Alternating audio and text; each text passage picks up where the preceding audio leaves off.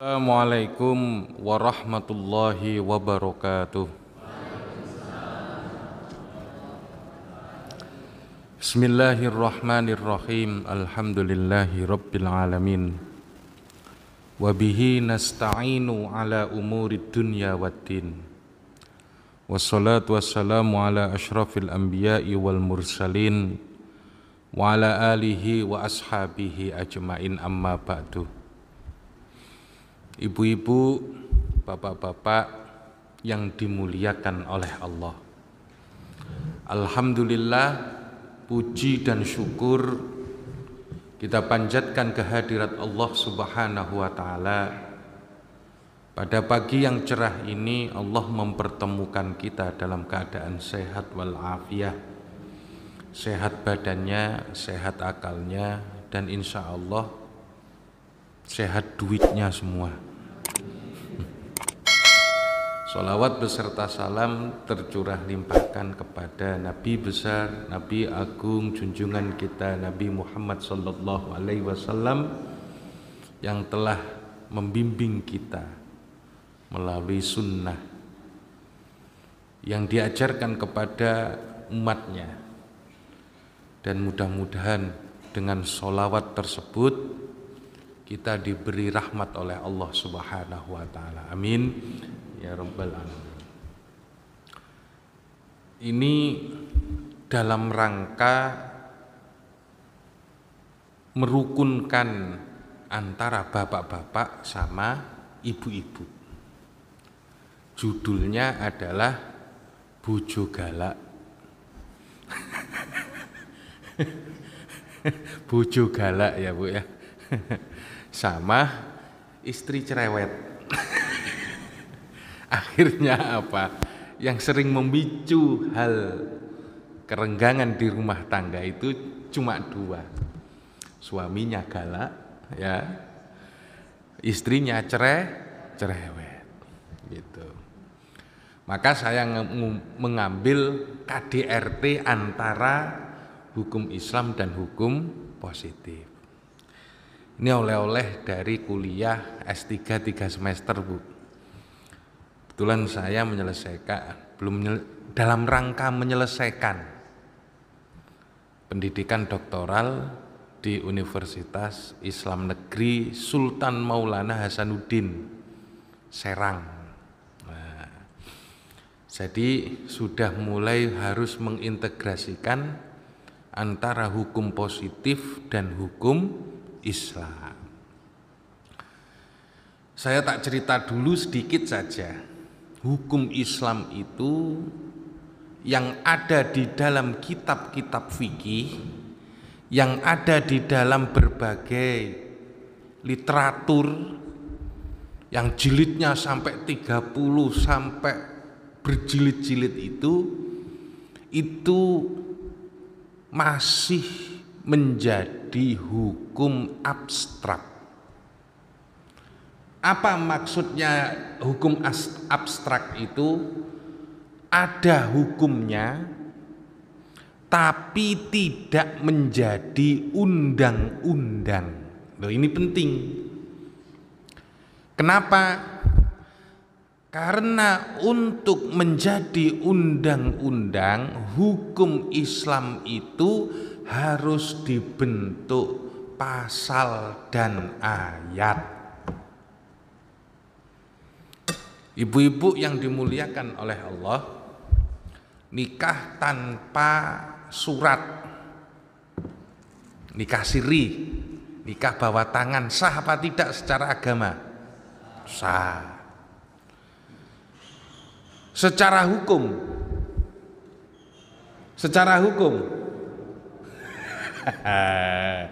ibu-ibu pakai surat apa enggak? Pakailah, padahal ngomongnya tadi sah. Sekarang pakai Pak, saya harus pakai surat, kalau enggak surat enggak diakuin, kan gitu kan? Nah, kenapa? Karena di dalam undang-undang kita itu mengharuskan pencatatan nikah. Ya kan? Kenapa? Itu muncul dan bunyi di dalam pasalnya.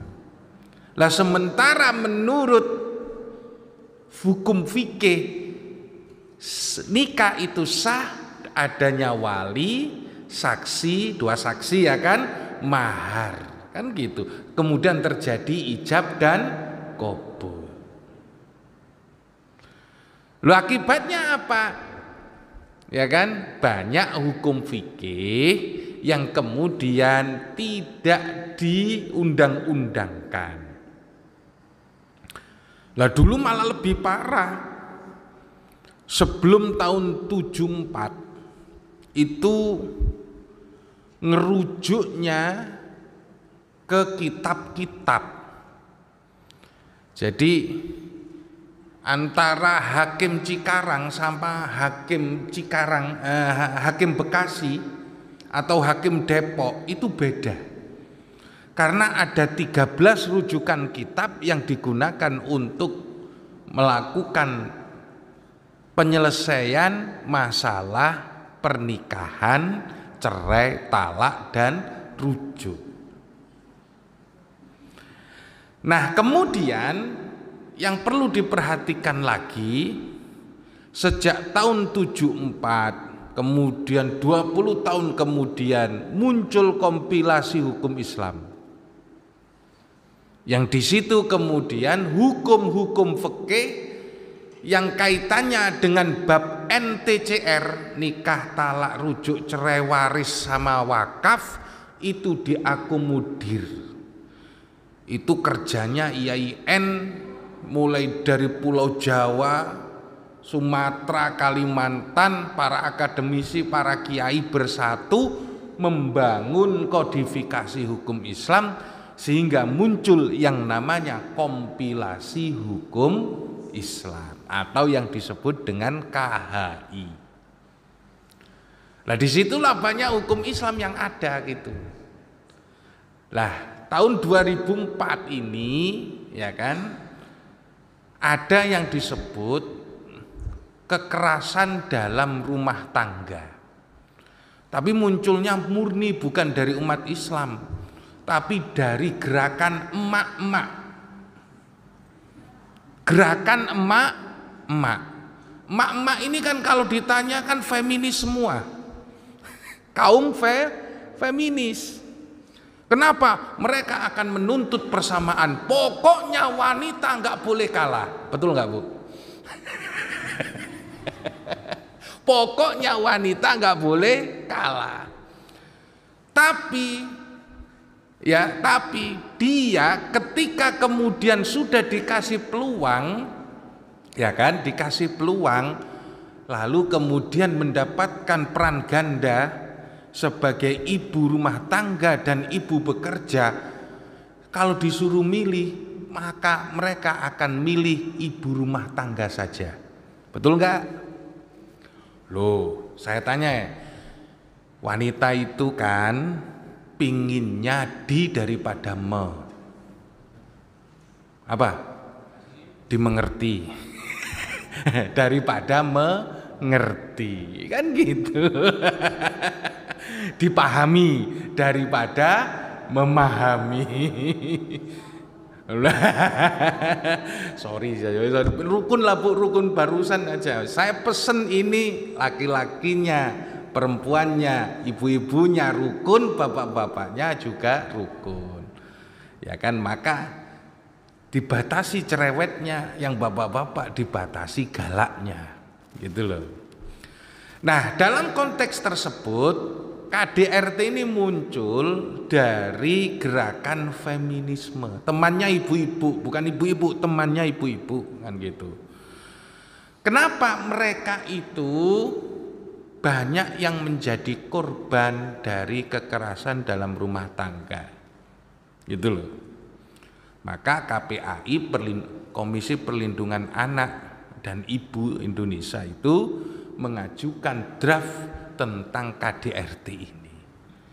Salah satunya ya, karena gerakan feminisme ini berangkat dari barat, maka timbul pertanyaan, justru Islam itu yang membolehkan KDRT. Ini mulai. Kenapa? Akhirnya para ulama itu turun tangan. Nah, maka dari itu permasalahan yang ada di sini akan dibahas KDRT dalam Islam dan KDRT dalam undang-undang. Kemudian sebelumnya juga kemudian disampaikan ayat. Yang pertama KDRT dalam Islam. Ayatnya surah An-Nisa ayat 34. A'udzu billahi minasyaitonir rajim. Bismillahirrahmanirrahim. Wallati takhafuna nusuzahunna fa'iduhunna wahjuruhunna fil madaji'i wadribuhun. Wadribuhun ini berhenti di sini. Ini jelas mengatakan bahwa ketika wanita itu nusus, ya kan, maka mereka boleh dipukul. Ibu-ibu pernah dipukul suami enggak? Bapak-bapak pernah mukul ibu-ibu enggak? Baik, nusus itu apa sih? Ini dibaca sendiri karena terpampang di situ. Nusus itu apa sendiri? Nusus itu ngelunjak, tidak taat, tidak taat. Yang disebut nusus itu dalam konsepnya yang paling konkret itu adalah tidak mau digauli. Diundang di atas kasur kok nggak mau, lah itu nusus namanya. Loh iya, Al-Bukhari menafsirkan ayat itu seperti ini, bahwa ketika kemudian ada ayat ini, maka kemudian dia menyampaikan bahwa Rasulullah Shallallahu Alaihi Wasallam bersabda, apabila seorang istri diundang ke atas kasurnya suami dan dia tidak mau, maka malaikat akan melaknatnya sampai subuh. Lu kapan itu kemudian istri sudah harus taat kepada suami? Kewajiban suami itu ada dua. Yang pertama mahar, yang kedua nafkah. Mahar sudah dibayar, nafkah sudah dibayar, maka istri kewajibannya adalah tamkin. Apa tamkin itu? Tamkin itu menyediakan dirinya untuk digauli secara baik oleh suami. Tujuan nikah itu apa, Bu? Membentuk keluarga. Membentuk keluarga, ibadah ya. Iya, jelas. Membentuk keluarga itu melalui apa? Ya hohohihi. Membentuk keluarga itu ya hohohihi. Memang hermaprodit. Paham, Bu, hohohihi itu? Ya iya, membentuk keluarga itu ya hohohihi, kan gitu loh. Paham ya? Ya udah, kalau nggak usah dijelasin kan gitu. Nah iya, ibu-ibu yang belum paham tanya yang paham ya. Membentuk keluarga itu apa? Ya lewatnya ya kayak gitu. Urusan biologi sesama manusia. Nah maka dalam kitab fikih itu kemudian muncul bahwa nikah itu lihilil istimta. Apa lihilil istimta itu? Untuk menghalalkan wik-wik. Nah, ibu-ibu gak paham kan wik-wik itu apa kan gitu. Ya saya biar gak paham. Nah, lihilil istimta itu adalah untuk menghalalkan kelezatan. Kelezatan itu ya bisa dengan orgasme, bisa dengan ejakulasi kan gitu. Nah, itu udah bahasan dewasa kayak gitu. Tapi itu memang tujuan nikah. Ya kan? Nah, kemudian ketika itu sudah tamkin, ya kan, lah kok kemudian tidak mau tamkin, itu yang disebut dengan nusus. Soal kurang belanja, soal cerewet itu nggak diperhitungkan. Tapi kalau suami sudah ngajak ke atas ranjang, lah kok kemudian nggak mau, itu nusus. Itu. Kemudian apa yang dilakukan ketika nusus? Fa'iduhunna, maka nasihatilah. Nasihatinya jangan halus-halus Pak, langsung aja. Mendingan aku jajan kalau nggak dikasih malam ini. Langsung gitu saja. Seneng kamu kan gitu. Yang penting apa, tutupnya pulang, botolnya kemana-mana nggak apa-apa kan gitu kan. Duh. Langsung ancam gitu aja kalau nggak dikasih sama istri kan gitu. Dinasehatin kayak seperti itu nggak mau. Oh ya Pak, aku kemudian masih sholat tahajud. Sholat tahajud itu nomor sekian kan gitu. Ngeladenin suami, hohohihi itu yang paling utama gitu loh. Seneng kalau istrinya zina, suaminya zina. Ibu-ibu seneng nggak? Iya. Saya hantem ibu-ibu terus ini kan gitu. Kemudian fa'iduhunna wahjuruhunna. Udah kalau nggak dikasih ya udah tidur di luar kan gitu. Terus pokoknya wanita itu pinginnya di daripada me kan gitu ya. Wahjuruhunna, pisahlah fil madoji di ranjang. Ya kan? Jadi kalau bapak-bapak kalau nggak tahan lagi tengkar sama istri, maka yang dilakukan adalah jangan keluar rumah. Tapi biasanya perempuan itu kalau masih melihat suaminya itu ngomongnya nggak berhenti. Itu pengalaman saya sendiri. Iya. Di rumah salah, tidak di rumah diteleponin suruh pulang. Tuh. Lalu kemudian belanja kurang dikit, kemudian wah. Gitu. Kemudian kalau sudah nggak bisa kayak gitu, mendingan tidur di masjid. Bapak-bapak tidur di masjid ya kan gitu ya kan. Ya kan. Wadribuhun, dan pukullah mereka. Lah ini jalan terakhir. Maka dari itu dalam konsep seperti ini ayat tersebut dijadikan justifikasi oleh sebagian orang bahwa Islam memperbolehkan KDRT kepada istri.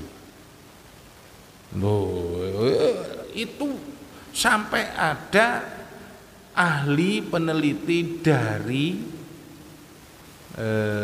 Belanda yang datang ke Lajnah penerjemah Al-Quran yang ada di Taman Mini, itu nyodorin duit sekoper untuk mengganti terjemahan pukullah. Untuk diganti jangan beri nafkah kan gitu. Itu orang Belanda kayak gitu. Kenapa? Yaitu kan kemudian ingin ngerusak kita kan gitu loh. Tapi sebenarnya Islam ini membolehkan mukul apa tidak sih? Nanti akan ada jawabannya. Maka diksi fatribuhunna pukullah menunjukkan secara jelas bahwa yang dimaksud adalah memukul istri apabila ia nusus. Kalau memukul harus bagaimana? Mana yang lebih baik antara memukul ataukah tidak? Jawabannya ada di sini. Jawaban pertama, ayat tersebut menjadi tuntunan ketika dalam rumah tangga terjadi percekcokan. Asbabun nuzul ayat ini menjelaskan bahwa ketika itu Nabi didatangi seorang perempuan yang ditampar suaminya. Lalu kemudian ketika istri itu melaporkan kepada Nabi tindakan suaminya, turun ayat ini. Ar-rijalu qawwamuna 'alan nisa' bima faddala min ba'dhum li ba'dim. Kemudian dilanjutkan wallati takhafuna nusuzahunna faiduhunna wahjuruhunna fil madaji. Akhirnya hampir saja Rasulullah itu mengkisos. Mengkisos itu tampar balas tampar, ya kan gitu. Tempeleng balas tempeleng kan gitu. Nah itu kisos itu.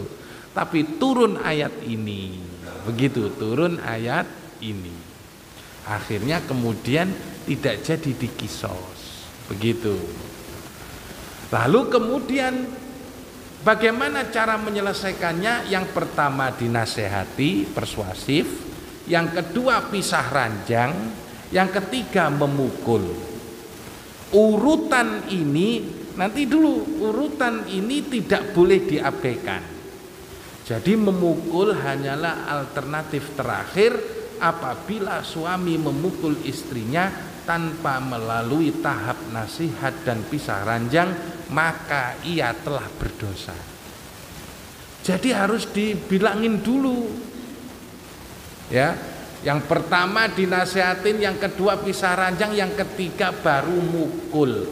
Lah mukul yang bagaimana? Ini yang kemudian harus diperhatikan agar itu menjadi pendidikan di dalam Islam dan bisa menjerakkan istri dari perbuatan nusus. Ini jawabannya. Maka memukul yang dibolehkan itu apa? Fattaqullaha fin nisa'i fa innakum akhadtumuhunna bi amanillahi wastahlaltum furujahunna bi kalimatillah. Bertakwalah kamu kepada Allah terhadap urusan istri. Sesungguhnya kalian mengambil mereka dengan amanah Allah dan menghalalkan kemaluan mereka dengan kalimat Allah. Ingat Pak, dulu ketika kita ijab qabul disuruh baca syahadat apa tidak? Baca, ya kan? Itu dalam rangka menghalalkan apa? Kemaluan. Itu pakai kayak gitu, apa aja Indonesia, apa aja orang Islam itu pakai asma Allah kok. Nyembelih pakai asma Allah. Menghalalkan yang kayak gitu itu juga pakai asma Allah. Duh, apa yang nggak pakai asma Allah? Itu kemudian seolah-olah menunjukkan kekuasaan Allah dan menghadirkan Allah di dalam setiap perbuatan. Itu. Lalu kemudian walakum alaihinna alla yutikna furushakum. Kalian berhak atas mereka bahwa tidak boleh menempati ranjang kalian ahadan seseorang takrohunahu yang kalian benci. Jadi ranjang yang khusus untuk suami istri itu kalau suami gak ridho terhadap orang yang masuk untuk menempati tidur itu gak boleh kemudian diberikan kepada tamu atau siapapun itu. Lalu kemudian walahunna alaikum rizquhunna wa kiswatuhunna bil ma'ruf, dan bagi mereka itu rizquhunna nafkah mereka, wa kiswatuhunna dan pakaian mereka bil ma'rufi dengan cara yang baik. Rizquhunna itu meliputi makanan, ya kan? Sampai-sampai kalau Imam Nawawi dalam Qurratul Ain itu mengatakan kalau orang-orang di situ umumnya menggunakan pembantu, maka suami harus menghadirkan pembantu. Dengerin Pak, pembantu, biaya kayak hidup rumah tangga itu besar Pak, kan gitu. Ya kan? Oke, kita lanjut. Lalu kemudian, nah di sini cara memukul dan alatnya. Maksud memukul yang dibolehkan yaitu tidak menyakitkan, tidak meninggalkan bekas. Jangan sampai kalau kemudian mukulin istri kayak main MMA, bengep semua kayak gitu, itu jangan. Masya Allah, naudzubillah, itu istri kita, kan gitu. Nah kan, tidak mengakibatkan trauma. Akhirnya apa? Kadang lari Pak. Larinya kemana? Saya itu pernah mengalami korban KDRT itu pernah. Saya jam 12 malam itu didodok, dok kayak gitu. Pembantu saya, asisten rumah tangga. Kemudian saya buka kan, kemudian, Pak tolong Pak, saya ditempelengin sama suami saya Pak, jam 12 malam. Itu yang kayak gitu itu. Ya Allah. Kemudian lah sampai kayak gitu itu namanya trauma, Bu. Takut yang kayak gitu itu trauma. Itu. Kemudian tidak boleh pada bagian wajah. Kemudian tidak boleh pada suatu tempat saja.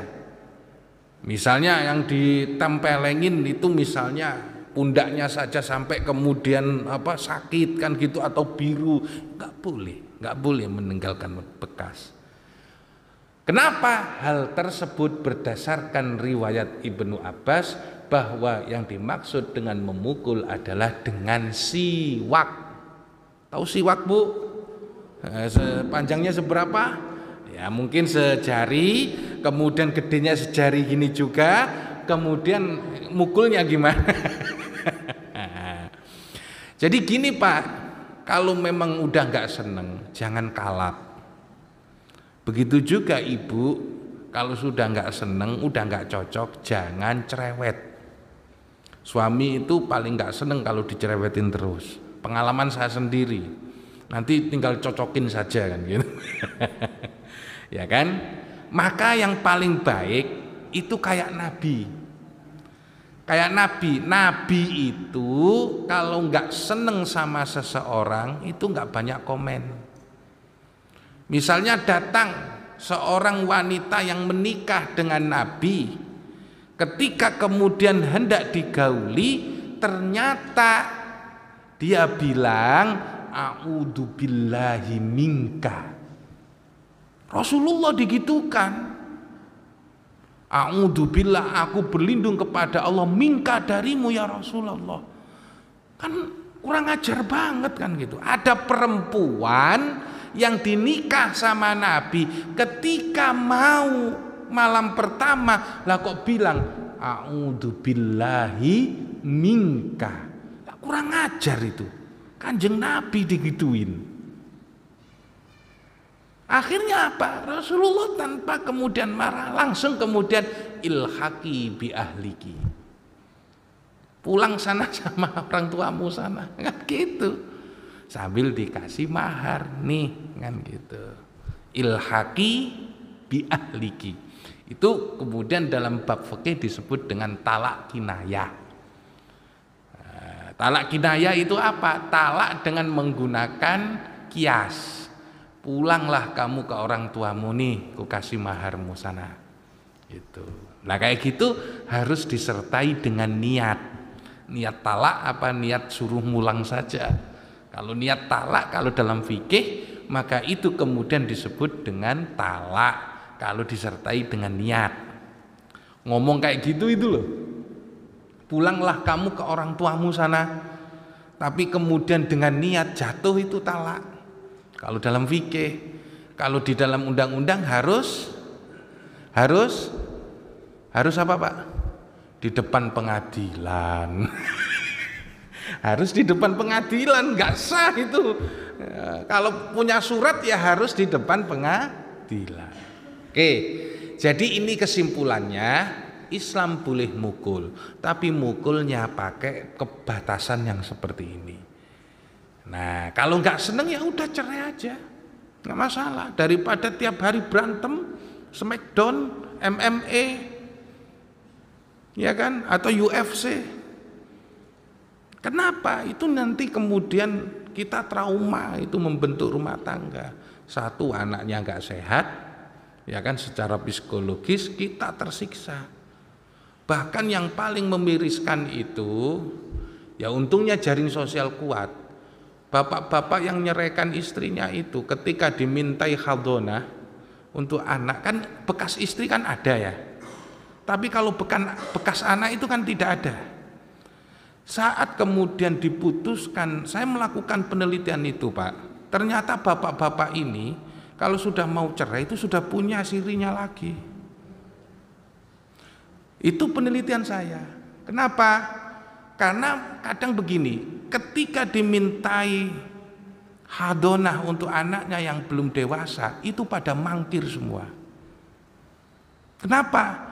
Karena di situ disebutkan bahwa anak itu masih tetap jadi tanggung jawab suami. Lah ketika kemudian ditunggu-tunggu hadonahnya, itu nggak ada. Akhirnya ibunya jadi janda, akhirnya janda survival. Janda yang bertahan hidup bersama anaknya. Kan ini jadi beban banget ini. Akhirnya banyak yayasan yang membentuk janda arba'in seperti yang ada di Bangil, perumahan atau kampung janda, isinya 40 janda. Gitu kayak pesantren. Nah, yang jomblo bisa ke sana. Lalu terus kemudian di Jogja namanya ada Persatuan Janda-Janda Armalah. Itu. Mereka itu kan butuh yang namanya curhat, namanya perempuan ditinggal sendiri, kemudian harus nanggung anak, curhat. Lah ketemu sama janda-jandanya. Wah, itu kemudian muncul kreativitasnya. Buat apa kayak gitu, diberdayakan, kemudian bantuan dari penyuluh keagamaan. Lah seperti itu. Lah ini kan kemudian dampak sosialnya itu tinggi, Pak. Kalau kemudian kita ada KDRT, ada apa kayak gitu itu. Oke. Lalu bagaimana dengan hukum yang ada? Hukum yang ada itu disebutkan juga la yajlidu ahadukum imra'atahu jaldal abdi summa yujami'uha fi akhiril yaum. Ini kan kemanten baru semua, biasanya kayak gini nih. Pagi bertengkar, sore Iya kan? Maksudnya apa? Pagi ini dia berantem kan gitu kan. Nah, lalu sore kemudian baru kemudian reda. Tapi laki-laki yang baik apa? La yadriba khiyarukum. Orang-orang terbaik di antara kalian tidak akan memukul. Lah kalau nemu suami yang kayak gini berarti kan gitu. Tapi biasanya suami yang kayak gini ini kalem tapi bohongan di luar, Bu. Wis. Nah ini sekarang KDRT dalam undang-undang. Jadi kesimpulannya suami itu nggak mukul. Ya, nggak mukul. Jangan pokoknya nggak mukul lah kan gitu. Kalau mukul ya dibokongnya atau apa kan gitu kan. Yang enggak menimbulkan rasa sakit. Kemudian Undang-Undang Republik Indonesia nomor 23 tahun 2004 tentang penghapusan kekerasan dalam rumah tangga. Maksudnya penghapusan di sini jangan sampai terjadi kekerasan dalam rumah tangga sebagai undang-undang yang berlaku. Nah, ini kemudian apa saja yang dimaksud? Kekerasan dalam rumah tangga adalah setiap perbuatan terhadap seseorang, terutama perempuan, yang berakibat timbulnya kesengsaraan atau penderitaan secara fisik, seksual, psikologis, dan atau penelantaran rumah tangga, termasuk ancaman untuk melakukan perbuatan pemaksaan atau perampasan kemerdekaan secara melawan hukum dalam lingkup rumah tangga. Jadi ini ada dua, yang satu aktif, yang satu pasif. Loh, kok bisa pasif itu kemudian jadi tindak kekerasan dalam rumah tangga? Iya, saya itu diikutin mertua. Saya pernah lupa nggak ngasih sarapan. Nggak ngasih sarapan, lah itu kan pasif namanya. Akhirnya marahin saya sama mertua saya, orang tua nggak dihormatin, waktunya sarapan nggak ada sarapan kan gitu. Saya lupa lah. Saya kalau di visum orang tua saya kelaparan beneran, saya masuk penjara saya kan gitu loh. Jadi menelantarkan orang tua. Kenapa? Orang tua saya buta. Buta. Saya yang salah gitu. Nah, yang kayak gitu itu kemudian jadi jadi kekerasan dalam rumah tangga. Lah yang aktif ya kemudian ada yang intimidasi, ada yang ngancam, ada yang gajinya ditahan. Karena nanti pembantu itu masuk dalam rumah tangga, Bu. Ya kan, meskipun pulang pergi. Gitu. Oke, kita lanjut. Lingkupnya itu meliputi siapa saja, suami, istri, dan anak. Jelas itu. Anak sama anak, ya memang ada tuntunannya. Tapi dalam Islam itu 7 tahun diperintah, 10 tahun dipukul. Paham ini? Hadisnya bunyi, muru auladakum bisolati inda sab'asinina. Ajarkan, perintahkan anakmu melakukan sholat umur 7 tahun. Pukullah kalau sudah 10 tahun. Jadi mukulnya kayak apa? Mukulnya ya kayak tadi. Ayo sholat kan gitu. Sholat, ayo sholat kan gitu. Nah, ayo sholat dulu, ayo sholat dulu. Nah, artinya kan kita main tarik ulur, nggak kemudian main keras-kerasan sama anak kan gitu. Ini tuh anak sendiri. Kalau kemudian cedera, kita yang susah. Gitu. Kemudian orang-orang yang mempunyai hubungan keluarga dengan orang sebagaimana yang dimaksud pada huruf A karena hubungan darah, perkawinan, persusuan, pengasuhan, dan perwalian yang menetap dalam rumah tangga, dan atau C. Jadi mungkin ponakan ada yang ngikut, mungkin ada ponakan yang bapaknya meninggal kita asuh dan sebagainya. Nah, itu masuk dalam kategori rumah tangga. Kemudian orang yang bekerja membantu rumah tangga, buruh cuci, tukang masak, yang pulang pergi tiap hari atau yang nginap sama kita, itu merupakan merupakan rumah tangga juga. Orang yang bekerja sebagaimana dimaksud pada huruf C, tukang yang renovasi rumah kita, itu ya kemudian jangan kejem-kejem, jangan galak-galak kan gitu. Oke. Kemudian larangan ini apa? Setiap orang dilarang melakukan kekerasan dalam rumah tangga terhadap orang dalam lingkungan rumah tangganya dengan cara A. kekerasan fisik, B. kekerasan psikis, C. kekerasan seksual, atau penelantaran rumah tangga. Jadi ada 4 bentuk pelanggaran yang kemudian dilarang di dalam undang-undang KDRT. Jadi bukan hanya sekedar memukul gitu. Ya kan? Ya kalau kemudian menyakitin secara psikologis, mulutnya nggak bisa dijaga misalnya, itu juga KDRT. Nanti kemudian yang paling banyak ancaman ini terakhir, Pasal 44 ayat 1 Undang-Undang Nomor 23 Tahun 2004 dengan ancaman hukuman maksimal 5 tahun penjara dan denda Rp 15 juta rupiah. Jadi begini Bu, nanti kalau mengalami KDRT atau bapak-bapak, karena bapak-bapak dalam kasus tertentu bisa kena KDRT juga dari istrinya, bisa. Kasus yang ada itu menyatakan seperti itu. Jadi suami nggak kerja terus nggak dikasih makan, itu KDRT. Gitu loh. Suami sedang sakit terus nggak dikasih makan, ditelantarin, KDRT itu. Ya karena sakit kan nggak bisa ngapa-ngapain kan gitu. Apa yang bisa dilakukan? Segera lapor ke RT, RW kan gitu. Biasanya langsung dibawa ke polsek, di situ ditangani KPA. Unit KPA, unit Komisi Perlindungan Anak, itu ada sendiri di situ yang ngurusin terkait laporan-laporan tentang kekerasan dalam rumah tangga. Nah, di situ nanti akan terjadi yang disebut dengan sebelum naik nih, itu di BAP dulu. berita acara kan gitu. Lalu kemudian tek-tek ditulis ini mau rukun apa enggak, gitu loh, mau rukun apa enggak. Nah itu yang disebut dengan mediasi penal.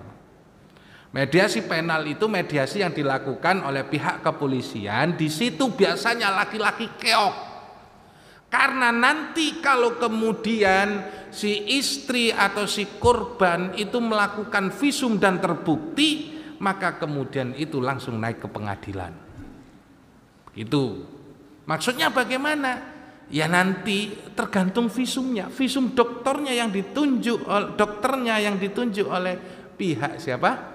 Polres itu kok menyatakan oh ini benar ada kekerasan dalam rumah tangga misalnya, itu kemudian akan dinaikkan ke ranah pidana. Tapi sebelum ada visum kok kemudian sudah ada apa? Ada mediasi damai, ya mau rukun lagi dengan materai kan gitu, bahwa mereka siap berada dalam pantauan selama seminggu kan gitu, maka itu kemudian nggak ada apa-apa kan gitu. Jadi ya rukun lagi kan gitu. Kalau tidak nanti kelanjutannya bisa ke pengadilan negeri dan bisa ke pengadilan agama. Itu. Tapi di sana kemudian juga berupaya untuk dirukunkan kembali. Kalau istri atau suami tetap ngotot untuk melakukan perceraian, ya dianggap nanti kemudian pisah karena KDRT. Begitu. Wallahu a'lam. Mungkin ada pertanyaan, silakan.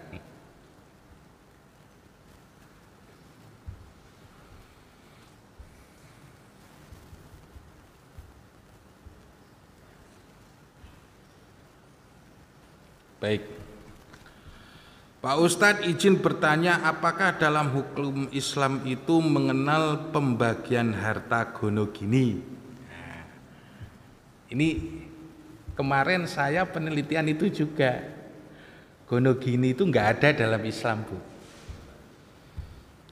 Asalnya nggak ada, tapi kalau diada-adakan ada dasarnya, gitu.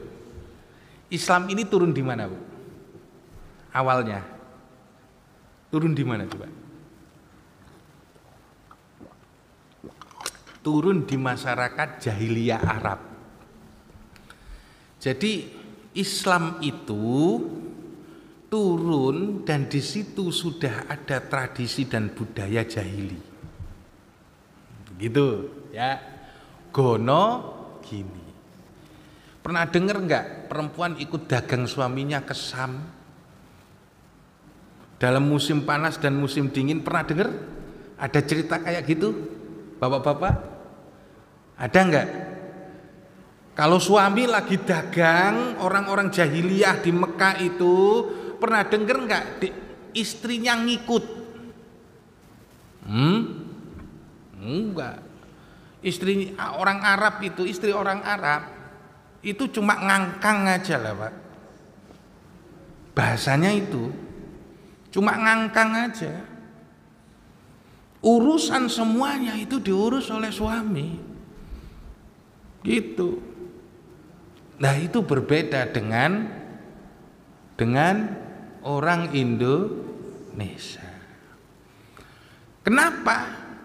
Begini.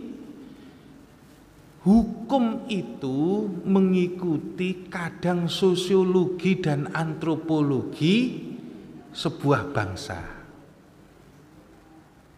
Jadi ketika kemudian hukumnya atau budayanya atau sosiologinya berbeda, itu nanti kesimpulan hukumnya juga berbeda. Di Arab itu semuanya apa kata suami? Kemudian kata feminis itu budaya patriarki, tidak memberi kesempatan kepada wanita untuk berperan serta dalam bagian kehidupan. Begitu. Akhirnya sang istri cuma kemudian urusannya domestik, dan benar. Karena apa? Tugas laki-laki Arab bahaya. Terutama saat Islam itu muncul, di situ kemudian mereka harus berdagang ke Sam sama ke Irak kan gitu. Lah itu berbeda dengan Indonesia. Lah Islam datang ke sini budayanya berbagi. Kenapa? Yang digarap banyak. Yang kita tahu itu agraris, itu istri itu juga ngikut nanem sama suami habis selesai masak. Betul nggak? Betul nggak? Dulu-dulu kita kecil kan kayak gitu. Jadi masih ke ladang, ke sawah, sang istri membawa kiriman makanan, kemudian ikut bekerja sama suami. Kadang sampai jam 2 baru pulang, jam 1 baru pulang. Nanti istirahat sebentar, balik lagi.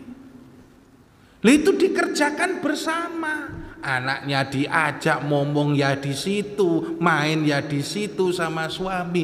Seolah-olah pembagiannya itu sama antara suami dan istri. Nah, di situ kemudian apa yang tidak ada di Arab itu kemudian ada di Indonesia. Di Arab maharnya, waduh, kayaknya kalau saya nikah sama orang Arab kagak bakalan nikah. Maharnya apa? Paling tidak harus punya rumah dulu. Lulusan S1 mau beli rumah kayak apa? Rumah sekarang paling murah berapa? 300 juta. First graduate kerjanya kayak apa? Paling maksimal 4 sampai 5 juta. Padahal cicilannya sampai 3 juta. Lah 5 kurangi 3 nggak masuk dalam hitungan kredit. Betul nggak? Itu harus jadi mahar, Pak. Lah di kita maharnya itu pakai apa? Seperangkat alat sholat. Beda antropologinya, Bu. Beda antropologinya. Akibatnya apa? Sekarang ini orang Arab banyak yang merasakan, banyak terjadi perawan-perawan tua. Di Indonesia ayo aja lah Bang, kan gitu kan. Seperangkat alat sholat beres di depan KUA, yang penting absah gitu. Makanya kemudian nanti kalau dapat dibagi 2. Kalau di sana ya enggak kan gitu. Rumah yang milik suami. Kalau di sini beli rumah ya dibagi kono gini istri atas persetujuan istri. Lah itu yang kemudian sudah jadi kebiasaan di kita. Maka kemudian di Indonesia gono gini itu khas Indonesia. Kenapa?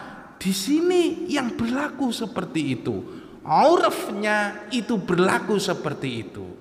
Maka nanti kalau bercerai hidup itu kemudian ya harus dibagi dulu seluruh asetnya. Nggak percaya potong kuku saya. Ke pengadilan langsung kemudian keluar gono gininya. Gitu. Kalau cerai hidup loh, kalau cerai mati kadang nggak dibahas kan gitu. Kalau cerai hidup itu ketika perceraian itu kemudian langsung terjadi. Lah itu kemudian dimasukkan dalam kompilasi hukum Islam itu berdasarkan rektor UIN Aceh, namanya Pak Ismuha. Pak Ismuha, ya itu yang gagas gono gini. Kenapa? Mempertimbangkan kondisi yang berlaku di Indonesia. Lah kalau sudah jadi janda kayak gitu apa enggak melas tabu? Hah? Apa enggak melas apa? Lah iya kan janda kemudian enggak dikasih nafkah sama suaminya itu loh. Hatta untuk bekas anaknya bekas apa? Untuk anaknya sendiri. Gitu loh, gimana coba? Yang terjadi kan kayak gitu. Ya kalau segera laku. Kalau kemudian single parent sampai kemudian tua mati, apa enggak sengsara itu? Nah itu yang terjadi. Intinya apa? Di dalam Islam memang secara aturan umum tidak ada. Tapi gono gini bukan hal yang terlarang. Bukan hal yang terlarang. Tenang aja Bu, nggak bakalan bisa jual rumah. Yang penting asetnya dihitung semua Bu ya. Ya, Pak. Yang ada di sana itu dihitung semua. Tanah-tanah yang ada di luar di Bogor di mana itu ketahuin aja itu ya kan gitu. Mas, ini kok ada surat tanah ini lah. Ini kok nggak ada kan? Wah kan gitu. Belinya kok nggak atas izin saya kan gitu. Nah itu ada. Kalau ada dalam surat atau ayat apa dalam Al-Quran dijelaskan, sudah saya jawab, artinya tidak ada. Yang gitu. Artinya tidak ada. Yang sedikit menyinggung pun juga tidak ada. Itu khas Indonesia berdasarkan uruf. Uruf itu apa? Adat istiadat yang berlaku. Gitu. Mungkin ada lagi, silakan. Soal gonogini ini memang dari Aceh sampai Merauke itu semuanya menerapkan kayak gitu. Di Jawa yang kemudian sudah mengakui Islam itu juga menerapkan gonogini. Itu yang sudah terjadi di dalam Islam. Lah sekarang ini kemudian dipertanyakan kembali karena menguatnya keislaman. Jadi kalau dulu begini, adat kita itu berbeda, sosiokultural atau sosioantropologi kita, antropologi sosiologi kita berbeda dengan Arab gitu. Jadi Arab itu ya jelas mereka itu hidup istri bergantung kepada suami, itu gampang dicampakkan malahan. Coba orang Arab itu gonta-ganti istri kan gitu. Oke, mungkin ada pertanyaan lagi, silakan. Ada hal yang baru khusus yang ada di kompilasi hukum Islam itu adalah waris pengganti. Waris pengganti itu di dalam fikih nggak ada. Itu punyanya Hazairin. Dulu ada ahli hukum Indonesia, hukum adat, hukum Islam itu dulu masuk hukum adat Bu. Hukum adat, hukum Islam itu dulu masuk hukum adat. Oleh Belanda itu sampai kayak gitu. Karena teori resepsi yang kemudian dianut di Indonesia bahwa untuk menjadi undang-undang hukum itu harus dipasalkan dan ayatkan, maka kemudian hukum Islam itu disebut sebagai hukum adat. Lah sementara itu di BW itu apa? BW itu kitab undang-undang hukum perdata, ya kan? Itu ada waris pengganti. Jadi yang meninggal ini kakek. Sementara dia punya anak. Lah anaknya ini meninggal duluan daripada si kakek. Lah cucunya dapat apa enggak? Cucunya dari anak yang meninggal ini loh, dapat apa enggak? Loh, sementara anaknya tadi punya saudara-saudara. Saya punya saudara, saya meninggal duluan, saya punya anak. Sementara kemudian bapak saya meninggal belakangan dari saya. Lah saya punya saudara 2 laki-laki. Anak saya dapat enggak ketika kakeknya meninggal? Dapat enggak? Dapat enggak? Kenapa enggak dapat? Loh, kalau menurut kaidah Islam itu kena hijab. Anak saya ini kena hijab. Kaidah waris kena hijab. Kaidah waris kena hijab. Kenapa? Karena ketika kakek meninggal, ini anaknya masih hidup 2. Kan aslinya 3, saya mati duluan misalnya kan kayak gitu. Ya kan? Akhirnya keberadaan saudara saya ini menutup atau menghalangi anak saya mendapatkan waris. Ternyata di dalam Indonesia di hukum waris kompilasi hukum Islam itu kemudian anak saya mendapatkan bagian saya. Itu yang disebut dengan waris pengganti. Itu nggak ada dasarnya dalam Quran. Nggak ada dasarnya dalam Quran. Gitu. Tapi yang kemudian yang nggak ada dasarnya dalam Quran itu juga diterapkan dan seluruh ahli fikih setuju. Apa itu? Nih, pembagian harta secara rata dalam hal warisan.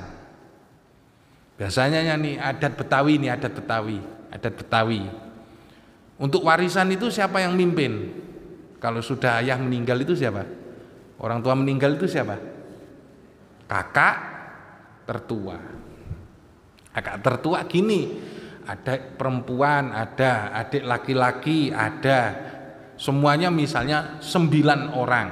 Pertanyaannya sekarang, kakaknya bilang kayak gini, ini daripada ribut, ayo kita ikhlas-ikhlasan, dibagi rata. Setuju apa enggak?